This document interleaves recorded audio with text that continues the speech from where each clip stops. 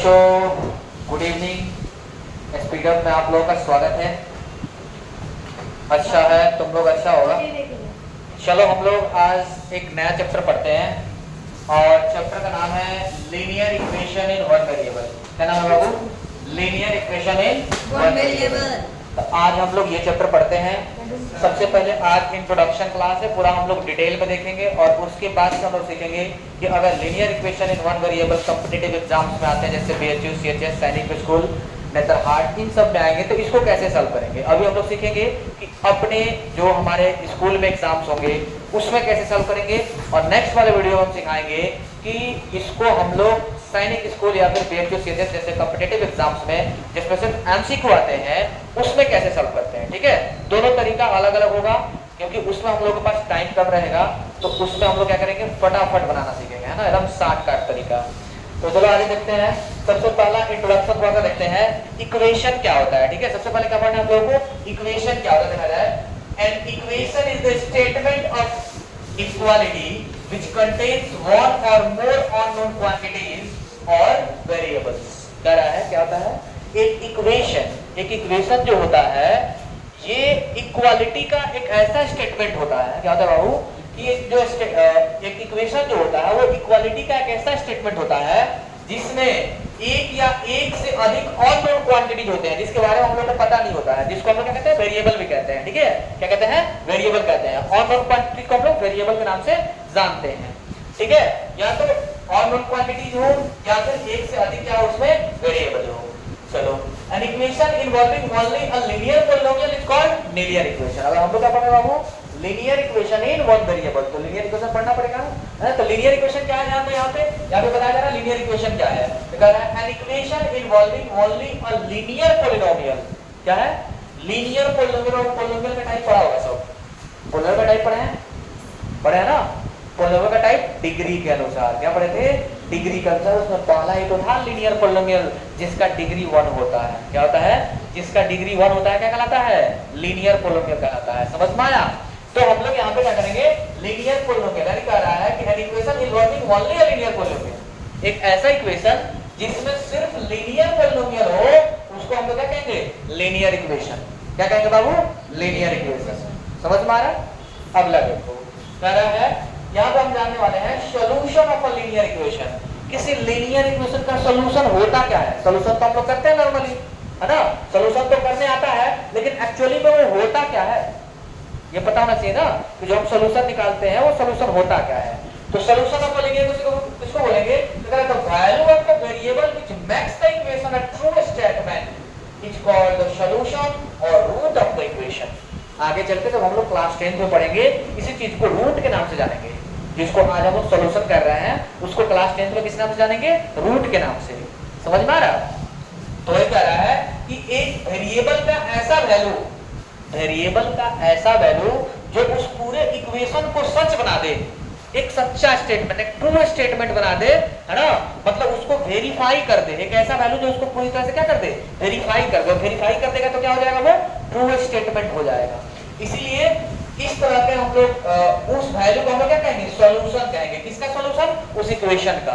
ठीक है, उस लीनियर इक्वेशन का सॉल्यूशन बोलेंगे या फिर उसका रूट बोलेंगे। क्या बोलेंगे, उसका सॉल्यूशन या फिर उसका रूट। समझ में आया बाबू। अब देखो, कह रहा है to solve an equation it is find a value of variable which satisfy the equation. उसी को शॉर्टकट में बता दिया गया। ठीक है, समझ में आ रहा है। कह रहा है इसी बात को यहाँ पे हम लोग शॉर्टकट में जान रहे हैं। क्या जान रहे हैं बाबू, ध्यान देना है यहाँ पे, इसी बात को शॉर्टकट में क्या जान रहे हैं, to solve an equation it is to find a value of the variable which satisfy the equation. है ना, मतलब कह रहा है कि एक ऐसा वैल्यू, क्या कह रहा है, एक ऐसा वैल्यू जो मतलब वेरिएबल का वैल्यू, किसका वैल्यू होना चाहिए, वेरिएबल का वैल्यू। वेरिएबल का एक ऐसा वैल्यू जो इक्वेशन में जैसे ही पुट करे वो उसको सेटिस्फाई कर दे। क्या कर दे, वेरिएबल का एक ऐसा वैल्यू जो इक्वेशन में पुट करने पे उसको सेटिस्फाई कर दे, वही तो उसका सॉल्यूशन कहलाता है। क्या कहलाता है, वही उसका सॉल्यूशन कहलाता है ना। देखो एक बार एग्जांपल थोड़ा सा देखते हैं। जैसे मान लो एक इक्वेशन लिखा हुआ है x plus y x plus 4 equal to 0 लिखा हुआ है। मान लो इक्वेशन लिखा है x प्लस 4 इक्वल टू 0। तो हम ये कह रहा है कि वेरिएबल इसमें कौन है बाबू, ये है ना वेरिएबल, बोलो।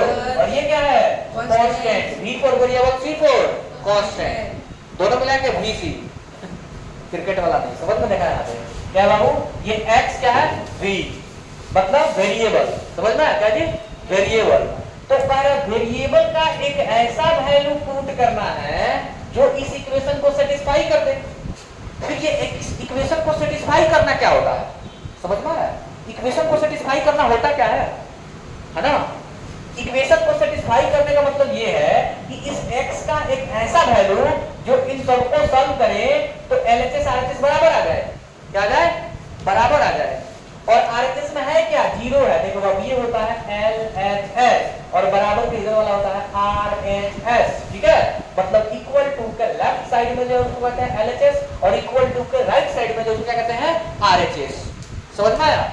तो अगर x का हम ऐसा वैल्यू रख दें जो LHS RHS के बराबर कर दे तो उसी को कहते हैं इक्वेशन सेटिस्फाई हो गया, क्या कहते हैं, इक्वेशन सेटिस्फाई हो गया, समझ में आया।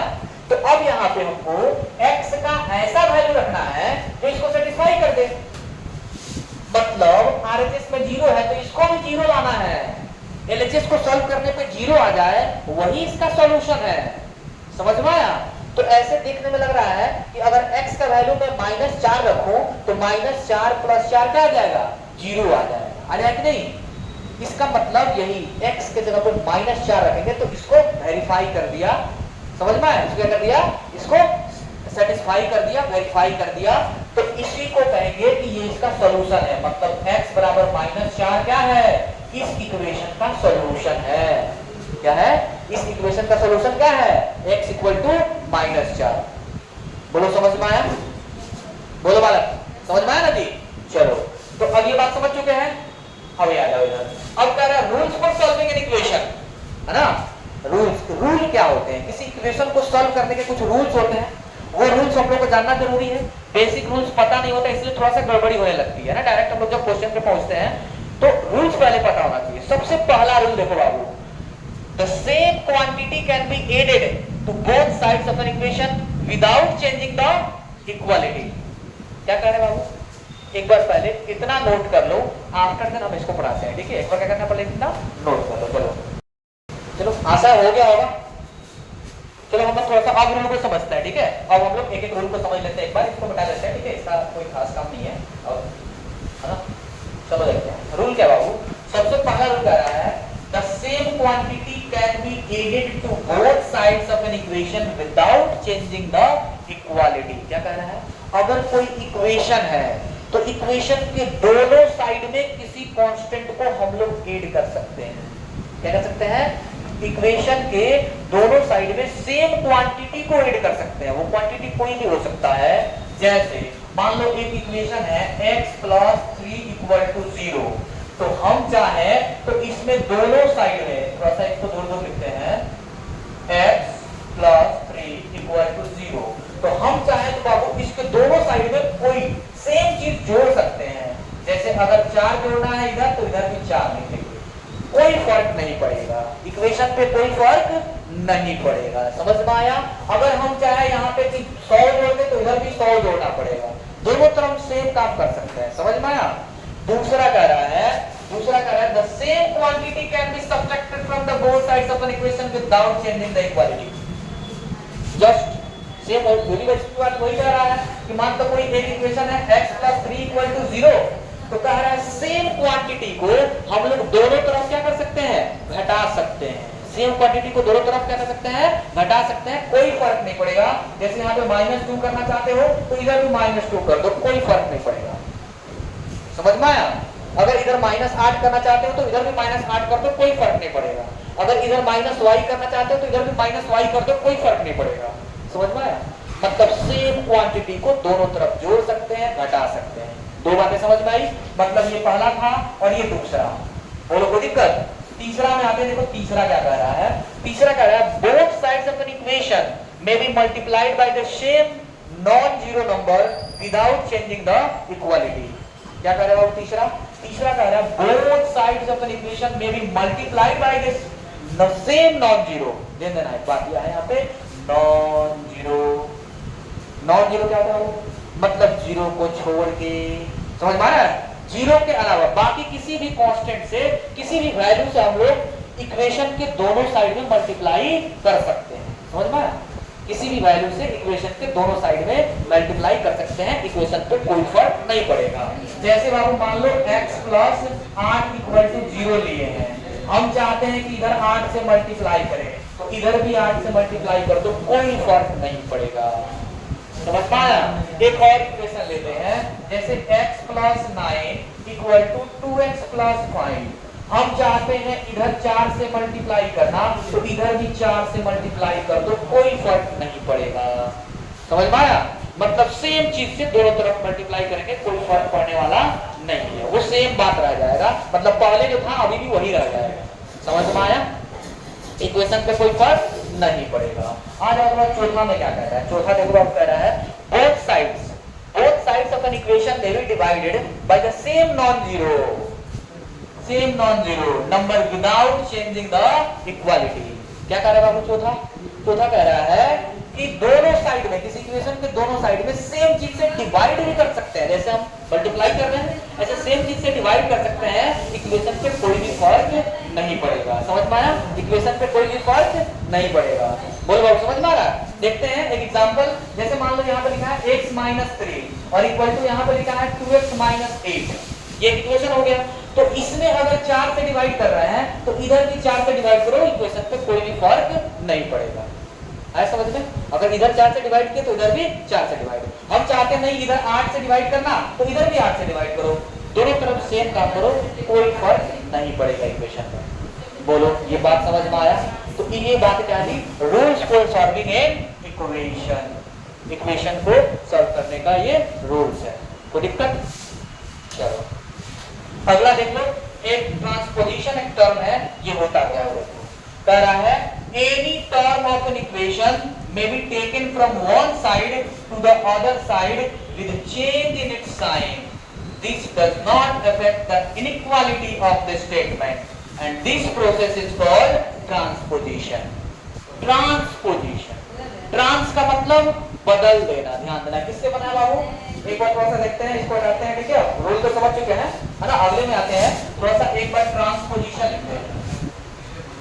ट्रांसपोजिशन, ठीक है? ये ट्रांसपोजिशन क्या है? देखो ये दो वर्ड से बना है, एक है ट्रांस और दूसरा है पोजीशन। क्या है बाबू? दूसरा है पोजीशन। और ट्रांस का मतलब बदल जाना, ट्रांसफर हो जाना। क्या हो जाना बाबू? ट्रांसफर हो जाना। मतलब अगर इक्वेशन, कोई इक्वेशन है और उसके किसी एक टर्म को ट्रांसफर करते हैं, तो उसके पोजीशन को ट्रांसफर करते हैं, तो इसी को कहते हैं ट्रांसपोजिशन। लेकिन ट्रांसफर कैसे करेंगे? जैसे ही अगर LHS से RHS में लाना हो तो उसके साइन को बदल देंगे, RHS से LHS में ले जाना हो तो उसके साइन को बदल देंगे, और उस देखना है कि उसके आगे साइन क्या है। अगर प्लस में है, अगर LHS में प्लस में है तो RHS में माइनस में आ जाएगा, अगर LHS में माइनस में है तो RHS में प्लस में आ जाएगा, अगर LHS में मल्टीप्लाइड में है तो फिर RHS में डिवाइड में आ जाएगा, अगर LHS में डिवाइड में है तो RHS में मल्टीप्लाई में आ जाएगा। बात समझ में आया? ये है टर्म को मतलब क्या कहते हैं? मतलब पोजीशन को क्या करना? ट्रांसफर कर देना LHS से RHS में या फिर RHS से LHS में। जैसे एक एग्जांपल से समझते हैं, जैसे लिखा है x + 8 इक्वल टू 5x - 2, है ना? हम चाहते हैं कि x को इधर से इधर कर दें। क्या चाहते हैं? x को इधर से इधर कर दें। तो जब इधर से इधर करेंगे तो ये आ जाएगा x और माइनस हो जाएगा 5x, क्योंकि इधर क्या है? प्लस है, इसके आगे कुछ नहीं है, क्या है? प्लस है, तो इधर आएगा तो माइनस, बीच में इक्वल टू दो। अब हम चाहते हैं कि ये तो इधर ही रहे लेकिन इसको इधर ला ले, तो इधर ये तो माइनस में, इधर इसको इधर ही रख रहा है तो ये माइनस में ही रहेगा, क्योंकि इसका पोजीशन बदल नहीं रहा है। और इसका पोजीशन चाहते हैं कि इधर आ जाए, तो इधर प्लस में है तो फिर इधर क्या हो जाएगा? माइनस में हो जाएगा। समझ में आया? यही है ट्रांसपोजिशन। क्या है? ट्रांसपोजिशन। समझ में आया? मतलब इक्वेशन में किसी टर्म के पोजीशन को ट्रांसफर कर देना, बदल देना, LHS से RHS में और RHS से LHS में करना क्या कहलाता है? ट्रांसपोजिशन कहलाता है। समझ में आया? अब हम लोग इसको पहले नोट करना है, थोड़ा करके समझते हैं कि इक्वेशन को कैसे सॉल्व करेंगे। समझ में आया? इक्वेशन को कैसे सॉल्व करते हैं? सब लिख दिया सब? चलो, बात हम लोग समझ चुके हैं, है ना? अब चलो थोड़ा सा हम देखते हैं कि सॉल्व कैसे करते हैं। सॉल्व करने का तरीका ये होता है, पहले अच्छे से सुन लेना है कि हम लोग क्या करते हैं, जो भी उसमें वेरिएबल्स होंगे, किसी लीनियर इक्वेशन में जो भी वेरिएबल होंगे उसको एक साइड करते हैं और कांस्टेंट को एक साइड करेंगे। क्या करेंगे? वेरिएबल को एक साइड और कांस्टेंट को एक साइड। और मुझे लगता है वेरिएबल और कांस्टेंट तुम लोग को अच्छी तरह से पता है, क्लास 6 में भी तुम लोग पढ़ चुका है कि वेरिएबल क्या होता है, कांस्टेंट क्या होता है, पता है ना। तो चलो हम आगे बढ़ते हैं। आगे बढ़ते हैं बाबू, थोड़ा सा इधर आ जाओ, डायरेक्ट क्वेश्चन पे, ठीक है। तो देखो इसको इतना इक्वल टू 0 है, क्या जी इतना इक्वल टू 0। तो यहाँ से हमको निकालना बाबू x का वैल्यू, क्या निकालना है जी? x का वैल्यू।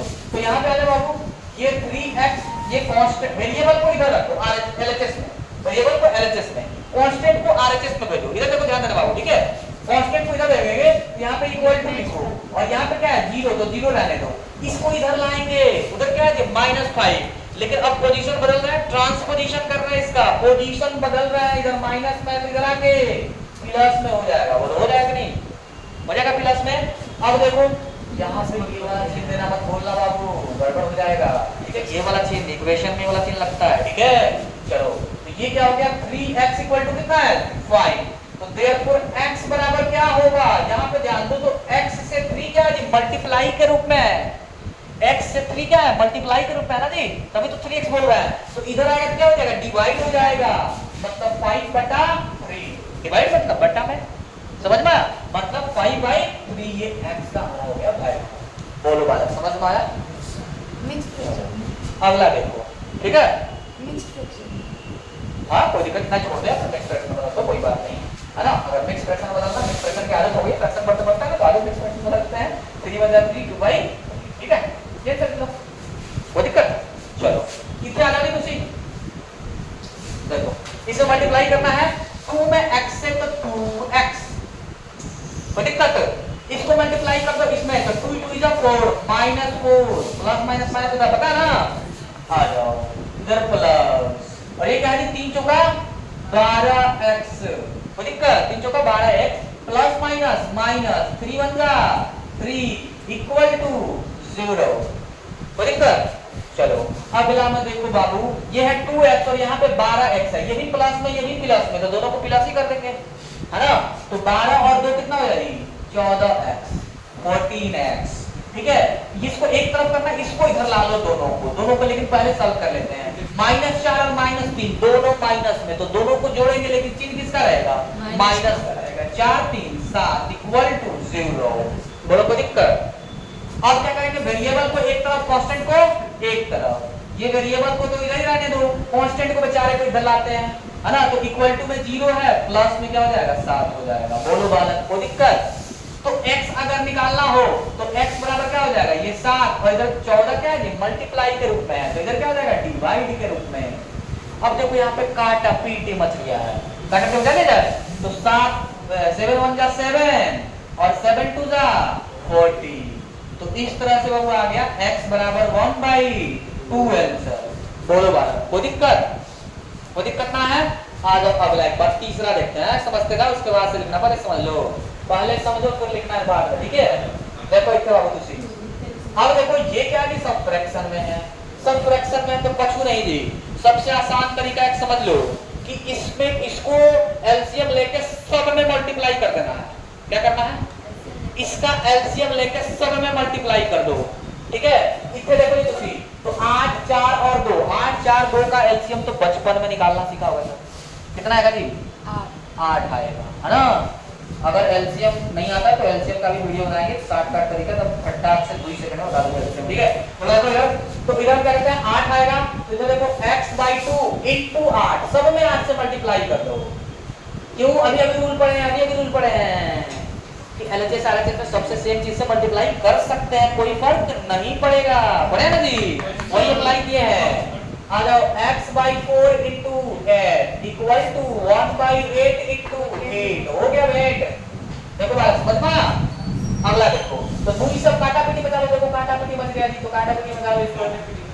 2 चुका 8 4 दूनी 8 और 8 8 कट गया पाठा, ठीक है। अगला देखो, ये क्या लिखा हूं, इसमें अब मल्टीप्लाई होगा, तो ये हो गया 4x, क्या हो गया जी 4x, ये क्या होगा जी 2x 2x और +1 क्या होगा +1। अगला देखो बाबू, तो अब इन दोनों को जोड़ेंगे ना, क्योंकि 8 में है, तो 4 और 2 6x बराबर कितना है जी? 1। तो x बराबर कितना हो गया? 1/6 जब मल्टीप्लाई में है तो डिवाइड हो गया आंसर। ये देखो कितना आसान तरीका है। लेकिन जब हम लोग शॉर्टकट तरीका पढ़ेंगे तो इससे भी आसान तरीका पढ़ेंगे। समझ में आया? तो चलो बच्चों, आज के लिए इतना ही। फिर हम लोग तुम लोगों से मिलते हैं कल, ठीक है? नेक्स्ट पार्ट में मिलेंगे और उसमें शॉर्टकट तरीका देखेंगे, ठीक है?